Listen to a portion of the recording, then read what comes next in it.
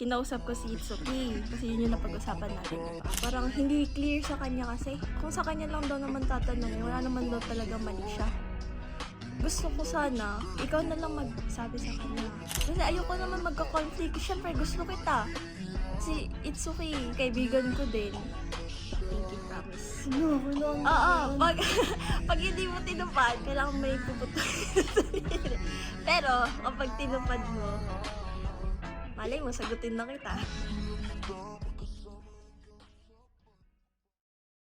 Ayun guys, galing ako sa GGSS. Tapos, ay, nakipag-girls talk ako. Tapos yun, na-realize ko din, kasi pinagsabihan nila ako. Naano daw ako, sabi ko daw si Don PJ. And na-realize ko naman, oo, naging insensitive din naman kasi talaga ako. Kaya ngayon, dito ako sa tapat ng cam. Hindi ko lang alam kung dito si Don PJ. Pero titignan mo natin guys. A few moments later. Sana may tao. Sino yan? Uy, Dit! Oo na. Hello! Andyan ba si PJ? Ando sa kwarto. Pasok mo na. Ay, pwede ba? Okay lang ba? Si Don PJ. Oo. Pasok mo na. Okay lang? Sige, thank you. Kakausapin ko lang sana si Don PJ. Oo, andun lang siya. Nasa kwarto lang siya kanina pa. Nandun lang. Stay lang dun. Okay, sige. Wait ko na lang siya dito.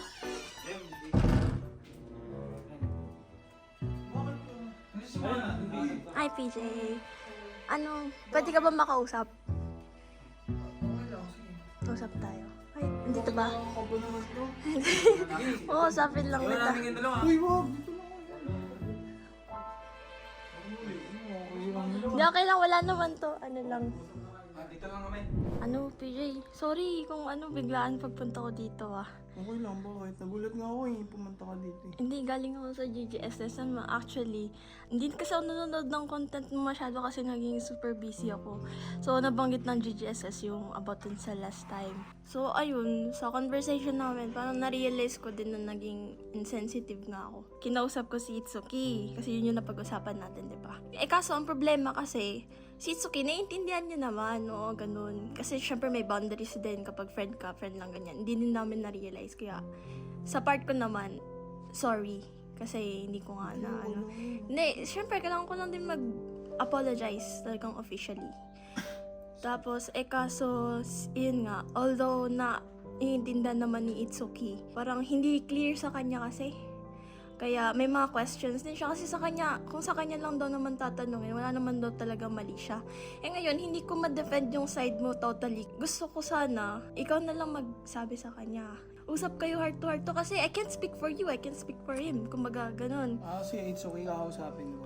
Kaya kung okay lang. Hindi kasi lagi yun nandito. Tama ngayon, wala siya dito. Kaya parang hirap niya kausapin Pero, sige, pag umuwi siguro dito yun, pwede kausapin ko na lang. Or puntahan namin. Kasi mas okay kasi na malinaw Kasi ayoko naman magka-conflict. Siyempre, gusto kita.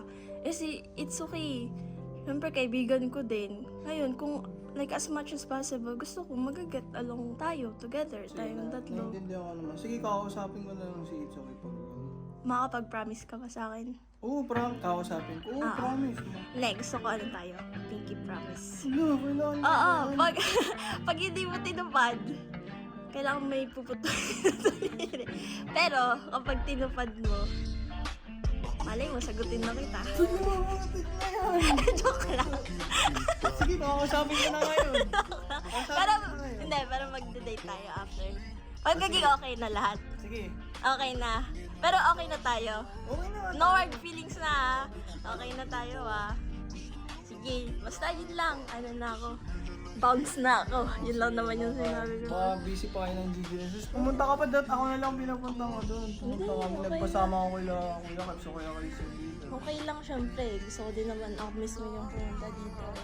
Asan na ba siya? Papaalam na ako sa kanila. Sige, hatid din kita.